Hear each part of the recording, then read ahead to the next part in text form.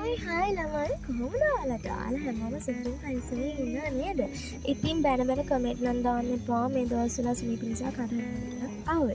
පාරේ මේ ටයිම් එකට මාරම ට්‍රැෆික් එකක් තියෙන නිසා ෂෝට් කට් එකකින් ලේ ග්‍රවුන්ඩ් එක හරහා අපි කෙලින්ම ආවේ මහාරාණි රෙස්ටොරන්ට් එකට.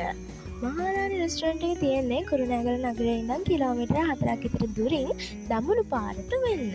ඉතින් මෙතන ලුක් එක නම් මාරම ලස්සනයි. ඒ කියන්නේ පිටින් පේන view එක නෙමෙයි රෙස්ටොරන්ට් එක ඇතුළට ගියපුවාම තියෙන්නේ. ඉතින් එයාලා අපිට කිව්වා රෙස්ටොරන්ට් එකේ තියෙන ස්පෙෂල් එක තමයි only Chinese and Indian foods විතරයි තියෙන්නේ කියලා.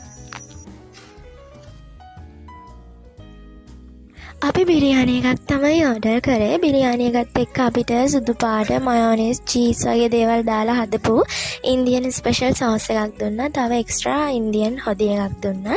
මේ දෙකත් එක්ක කද්දි නම් මාරම ඉන්දියන් ගතියක් එනවා. ඒ කියන්නේ මාරම රහයි.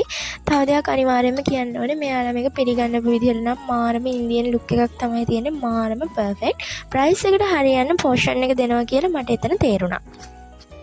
ඊට පස්සේ අපි ඕඩර් කරා පොටේටෝ ඇන්ඩ් ක්‍රිස්පි චිකන්. එයාලා අපිට එක්ස්ට්‍රා සෝස් එකක් දෙනවා. ඉතින් මෙතන ක්‍රිස්පි චිකන් පීසස් 8ක් තියෙනවා.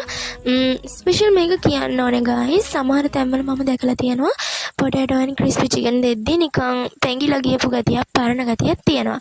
හැබැයි මෙයාලා ඒකේ වෙලට හදලා දුන්නේ මාරම ක්‍රිස්පි මාරම රහයි. කොහොම හරි ගෙදර එන පිටත් එද්දි නම් චුට්ටක් විතර කරවල වැටුණා. මහරාණියගෙන් ඩෙසර්ට් මොකුත් කන්න බැරි වෙන හින්දා අතන මගේ තියෙන ෆෘට් සලාඩ් කඩේක නැවැත්තුවා. මේක තියෙන්නේ බමුණාවල පන්සල ඉස්සරහා. ප්ලේස් එකත් එක්කම කියන්න හේතුව තමයි ගයිස් මේ මග් එක රුපියල් 200යි. විශ්වාස කරනවද? මෙයාලා ප්‍රයිස් එකට හරියන්න මාරම් පෝෂන් එකක් දෙනවා. මාරම රසයි බඩ පැලෙන්න කෑ හැකි. ඉතින් ඔයාලත් කුරුණෑගල බමුණාවල આવොත් අනිවාර්යෙන් මෙතනින් ෆෘට් සලාඩ් කන්න. අදට ගිහින් එන්නම් බයි බයි.